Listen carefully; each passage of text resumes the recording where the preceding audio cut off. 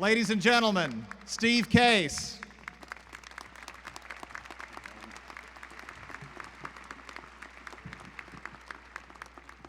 Good morning. It's great to be here. A beautiful day, beautiful Carolina blue skies, and Carolina blue graduates. It's great to be back in Chapel Hill. I've had the honor of visiting the area half a dozen times over the past couple years, joining President Obama and his Jobs Council to outline public policy initiatives and meeting on multiple occasions with inspiring young entrepreneurs here in the Research Triangle. And more importantly, I've had the opportunity to spend time on the amazing UNC campus, guest lecturing at Chancellor Thorpe's Econ 125 class on entrepreneurship, and of course, taking in a game at the Dean Dome. I started many of my mornings here at Chapel Hill the way I suspect some of you have, by going through the drive-thru at Sunrise Biscuit Kitchen. Those biscuits may not be the healthiest way to start the day, but they sure are tasty. Before I begin, I want to say a word of thanks to my friend Holden Thorpe. After spending most of his career at UNC and most of his life here in North Carolina, Chancellor Thorpe is, as you know, moving on to a new adventure.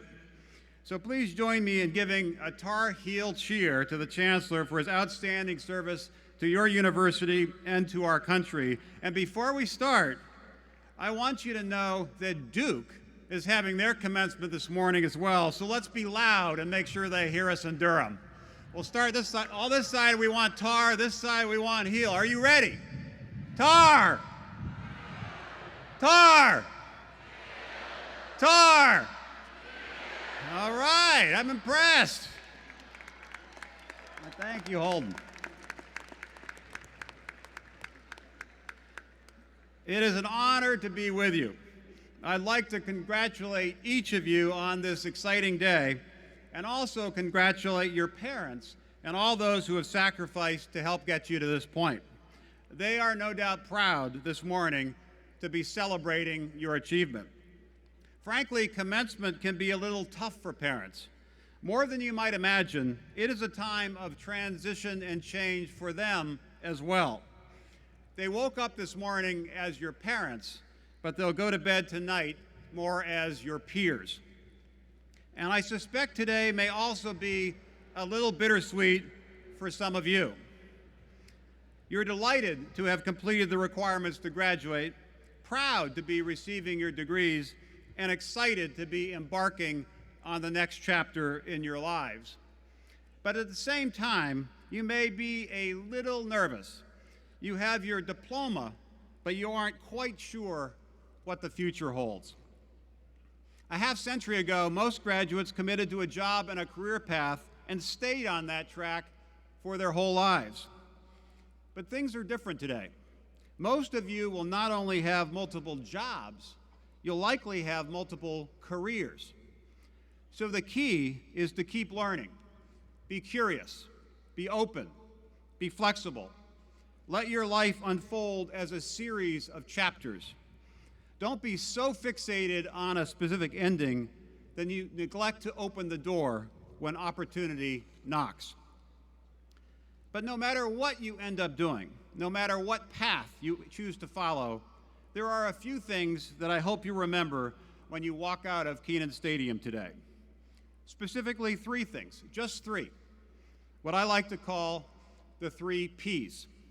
They are people, passion, and perseverance. I have found they're the keys to success in whatever you choose to do, so I wanted to share them with you this morning. The first of the Ps is people. No matter what you do in life, your ability to succeed will be largely dependent on your ability to work with people. Indeed, it has often been said that what you do is less important than who you do it with, that the people you surround yourself with, whether a spouse or friends or co-workers, will ultimately be the principal determinant of the course your life will take. So don't just focus on the job descriptions or the brand name of the organization you're going to join. also focus on who you'll be working for and with. You'll soon learn that no matter how bright you might be or how hard you're willing to work, your ultimate success will be largely determined by how you galvanize others to work with and for you. There's an old African proverb that I love. It says, if you want to go quickly, go alone. But if you want to go far, you must go together. There's a lot of wisdom in that. It may seem easier to go alone and just do it yourself, but you will maximize your impact if you go together, taking the time to assemble the right team and build the right relationships so you can go as far as possible. So the first principle to focus on is people, and I'd urge you to check in with yourself from time to time in the years ahead to be sure the people you're surrounding yourself with can in fact lift you to achieve more than you could on your own. The second P is passion. There are a lot of things each of us is interested in, but few things that we are really passionate about. I'd urge you to focus on the things that you are passionate about, that you get excited thinking about and talking about, as those are the opportunities you should organize your life around. Frankly, I got lucky. I became passionate about the internet more than 30 years ago when I was a senior at Williams College. I read a book by a futurist, Alvin Toffler, called The Third Wave, that talked about the idea of the internet. At the time, nobody was online. Indeed, the personal computer had not yet even been popularized, and the World Wide Web was more than a decade away from being created. But there was something in the idea of a digital revolution that really captivated me. After graduating from college, I ended up in entry-level jobs at a couple of companies. I even had a stint getting paid to invent new pizzas for Pizza Hut. It's true. But all the while, I was obsessing about what Alvin Toffler had called the electronic cottage, trying to figure out when and how I could make a move to be part of what I saw as a coming revolution. That search led me to move to Virginia in 1983. I joined a small startup company about to release a product called GameLine, which was one of the first interactive services. When GameLine was announced, everybody thought it would be a huge success, but it failed. Shortly after I arrived, one of the board members looked at the terrible sales statistics and said, geez, you would have thought they would have shoplifted more than that. The failure of GameLine taught me the importance of the third P, perseverance. As GameLine struggled, most people, including my parents, suggested I put aside my entrepreneurial impulses and passion and get back onto a more normal career path. But I stuck with it, as I believed that someday, somehow, the internet would change the world. I decided to start the company that became AOL in 1985 when I was 26 years old. At the time, only 3% of people were online, and they were only online an hour a week. AOL had lots of ups and downs in our first few years. It was slow going, and as a result, we went through several painful layoffs in those early days. When we went public in 1992, and we were the first internet company to go public, we had less than 200,000 customers after nearly a decade in business. But we kept at it. Interest in the internet exploded, and by the year 2000, we were the leading internet company in the world with 10,000 employees and more than 20 million customers. As I look back on AOL's rise, I attribute much of its success to those three Ps: people, passion, and perseverance. The people at AOL in those early days were phenomenal, excited to be pioneering a new medium, eager to come to work and work endless hours, and delighted to be part of a team that was hell-bent on changing the world. The passion we all brought to bear was incredible and infectious. Even though most people thought we were crazy and believed consumers would never use the internet, we plowed ahead, constantly evangelizing the endless possibilities of email, e-commerce, instant messaging, and other services. And it was perseverance that saw us through those difficult days, the times when our hopes were dimmed by external events, when the naysayers around us, including often our friends and families, were urging us to give it up and pursue a safer career path. But our band of brothers and sisters believed in each other, in the possibilities of the internet, and in our ability to break through any impediment that stood in our way. Since leaving AOL more than a decade ago, I've had the opportunity to invest and help build more than 24 new companies. The same 3 Ps help guide our efforts with a diverse mix of startups ranging from Zipcar to Living Social. And the principles have also applied to our nonprofit work through the Case Foundation, where we also invest in people and ideas that can change the world. As I see it, the last 25 years witnessed the completion of the first internet revolution, which was about getting people and businesses online. Now we're about to usher in the second internet revolution. Before, we were focused on the basics, evangelizing the benefits of the internet and getting people connected. Now that we're all connected, almost all the time, our focus can shift. And the second internet revolution is going to be about using the internet to improve the way we deliver education, provide health care, manage energy, transform transportation, improve government services, and reinvent manufacturing. This second internet revolution will be even more important than the first, as it will improve our lives and power our economy. But there's one thing I know for sure. The leaders in each of these sectors will be focused on protecting the status quo. I've learned over the years that the world is divided into attackers and defenders. The attackers are the people with bold, innovative ideas who are trying to disrupt the status quo and usher in a better way. The defenders are the incumbents that try to defend what they have and maintain the status quo. We need to bring an attacker mindset to whatever we choose to do. We need to think out of the box, be curious, and be willing to take risks. It won't be easy.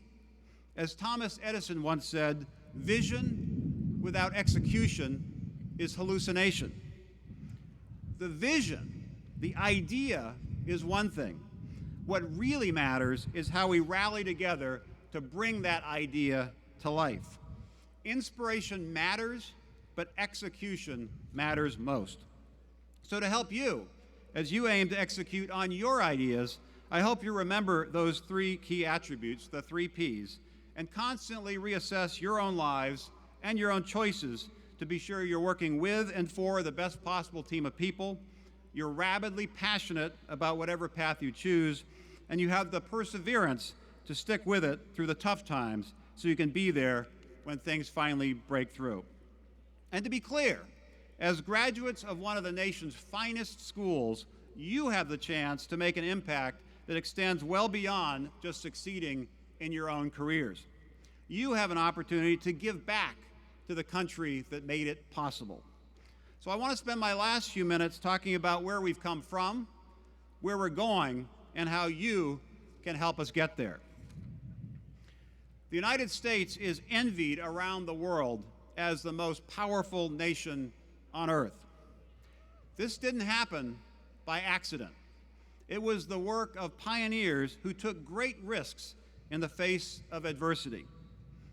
But the story of America is not just about the patriots who built the economy. It's also about the entrepreneurs who built our world. Through grit, hard work, and creativity, entrepreneurs built not just companies, but entire new industries.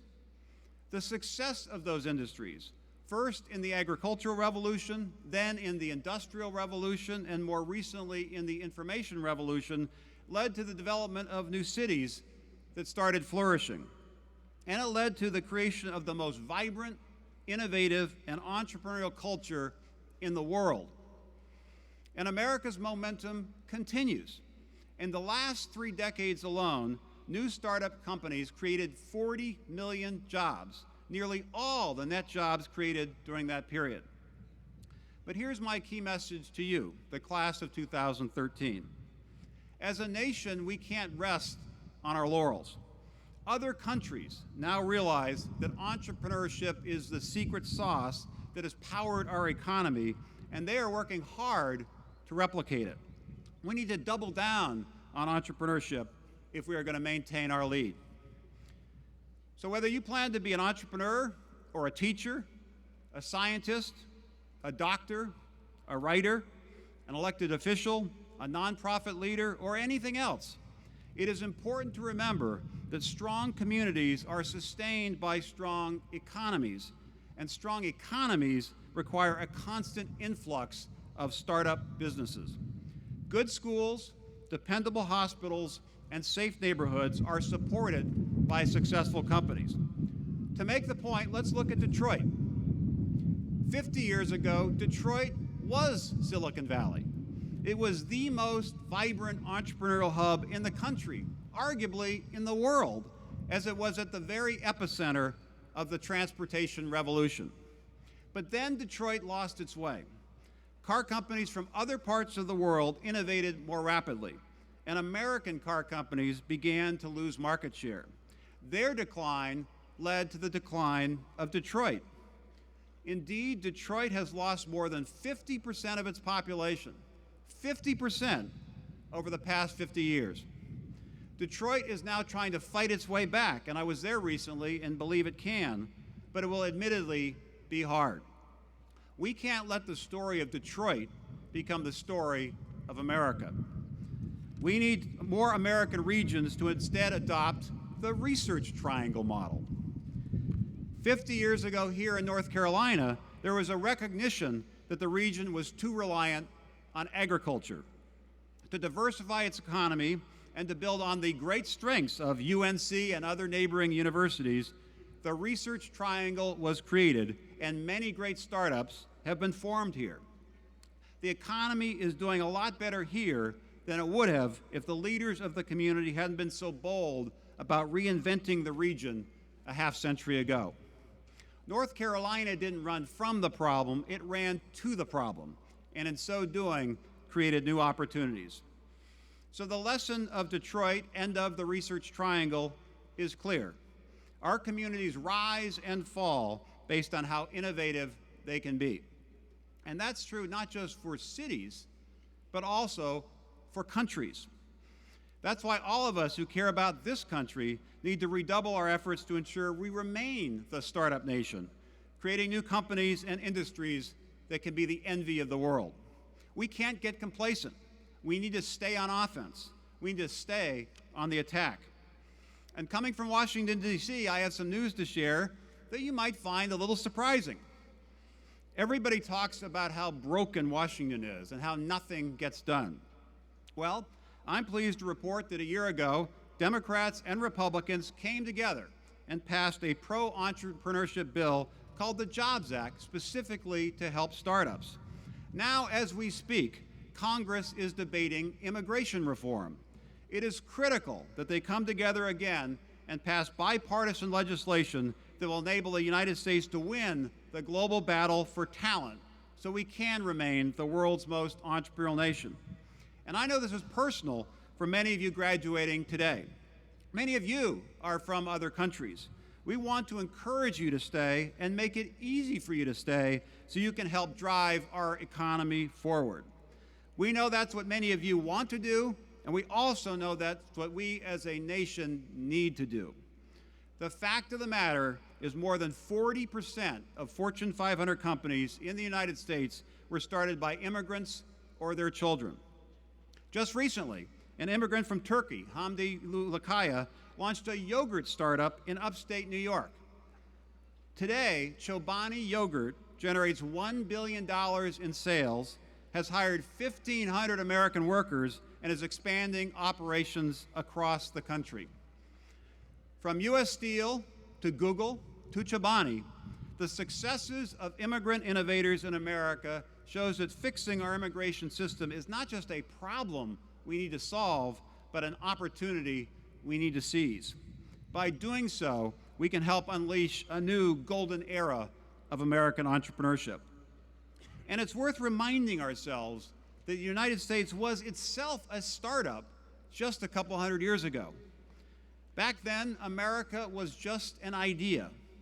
That idea, powered by people, passion, and perseverance, led us to forge a strong and stable democracy and to build the largest and most innovative economy in the world. Our journey as a nation is not over. Our best days lie ahead. The baton is now being passed to a new generation, to you.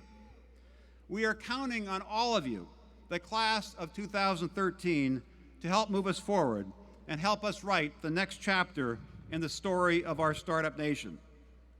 And as I close, I'd like to ask all of you to stand up. Everybody in the stadium, not just the graduates, everybody.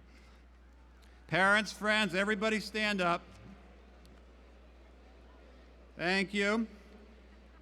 Given that I've spent most of my life trying to get people to use the internet, it's only fitting that I end by sharing this momentous occasion on Twitter. So I'm going to take a photo of all of you and then tweet it out using the hashtag UNC2013. So everybody wave here. I think I need to use Panorama for this one.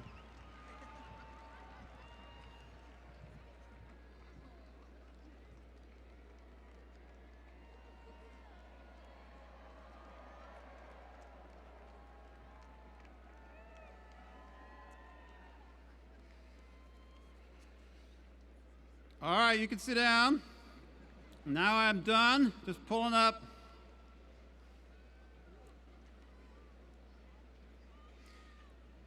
All right, you ready? I'm tweeting this out, and I want all of you to retweet it, UNC 2013. That way we can let all our friends down the street at Duke know that UNC is taking over the world. Thank you all. Congratulations. Give yourself a hand and your parents a hand, your mothers a hand, and best of luck as you open the next chapter in your lives.